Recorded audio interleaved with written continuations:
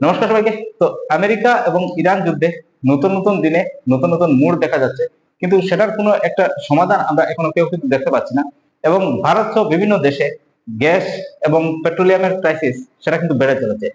তো এই যে ব্যাপারটা, আমেরিকা এবং ইরান ওয়ার আর সে অলরেডি প্রায় 30 দিনের কাছাকাছি, কিন্তু এখনো পর্যন্ত আমরা কোনো সমাধান দেখতে পাচ্ছি না। আসল কারণটা কি সেটা একটু বুঝে নেই।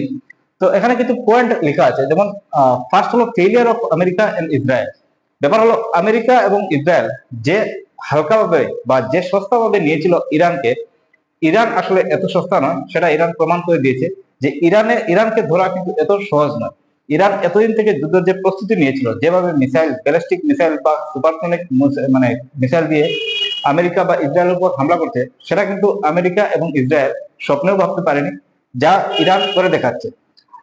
নাম্বার 3 যেটা পয়েন্ট হলো সিআইএ এবং মোসাদ। এখন সিআইএ যেটা আমেরিকার ইন্টেলিজেন্স এজেন্সি এবং মোসাদ ইসরায়েলের ইন্টেলিজেন্স এজেন্সি, তাদের রিপোর্টের উপর বেস করে কিন্তু আমেরিকা এবং ইসরায়েল যুদ্ধে একত্রিত হয়েছে এবং যৌথভাবে তারা ইরানের উপর হামলা চালিয়েছে।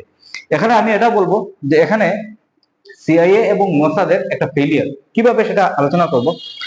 নাম্বার 3, তাদের মানে যেটা পয়েন্ট মেইন, যে যদি আমরা কোর একটা পয়েন্ট যদি আমরা ডিসকাস করতে যাই যে আমেরিকা এবং ইরানের যুদ্ধ লাগলো কেন, আসল কারণটা হলো আমেরিকা এটা খবর পেয়েছে যে ইরান নিউক্লিয়ার ওয়েপন বানাতে চাইছে।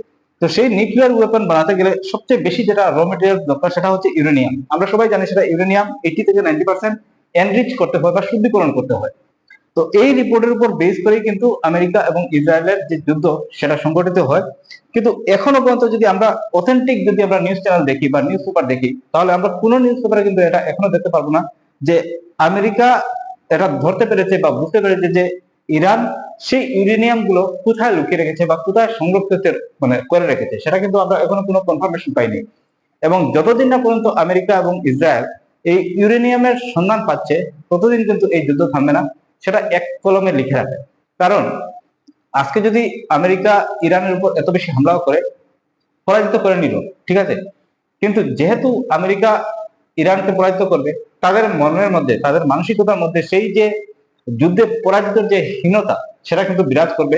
এবং তারা লুকিয়ে লুকিয়ে কিন্তু চেষ্টা করবে তাদের নিউক্লিয়ার যে টেস্ট, নিউক্লিয়ার যে প্রোগ্রাম, সেটাকে কিন্তু বাস্তবায়িত করার, সেটাকে সফল করার। এবং তারা আজকে না হোক কালকে কিন্তু সেটা করবে করবে। তো এবার প্রশ্ন হলো, এই যে ইউরেনিয়াম যেটা সুরক্ষিত করে রাখা বা লুকিয়ে রেখেছে, সেটা যদি আমেরিকা এখন খুঁজে বের করতে না পারে, তাহলে আজকে না হোক কালকে কিন্তু তারা নিউক্লিয়ার টেস্ট করবেই করবে।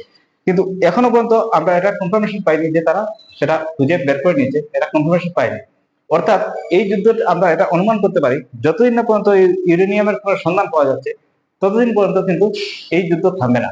এবং তার জন্য আপনারাও এবং আমরা সবাই কিন্তু রেডি থাকতে হবে যে বিভিন্ন ধরনের ক্রাইসিস যদি এটা আরো লং টার্ম চলতে থাকে, তাহলে বিভিন্ন ধরনের ক্রাইসিস দেখা দিতে পারে। পেট্রোলিয়াম হোক, এলপিজি হোক বা বিভিন্ন ধরনের জিনিসপত্রের দাম বাড়বে। যেটা তো আমরা আমাদের ভাগ্য ভালো যে ভারত বিভিন্ন টেকনিক অবলম্বন করে হরমুজ প্রণালী থেকে বিভিন্ন যে পেট্রোলিয়াম হোক বা এলপিজি গ্যাস হোক, সেটা ছাড়িয়ে নিয়ে আসছে। গতিকে আমরা এত ক্রাইসিসটা এখনো ফিলিং করতে পারছি না, কিন্তু জানি না সেটা কতদিন হবে। কিন্তু এখানে আমেরিকা এবং ইসরায়েল বা সিআইএ এবং মুসাদের ফেলিয়ার, আমি বলবো যে ফেলিয়ারের কারণে যুদ্ধটা এতদিন গড়াচ্ছে এবং কতদিন গড়াবে সেটা কিন্তু আমরা ঠিক জানি না।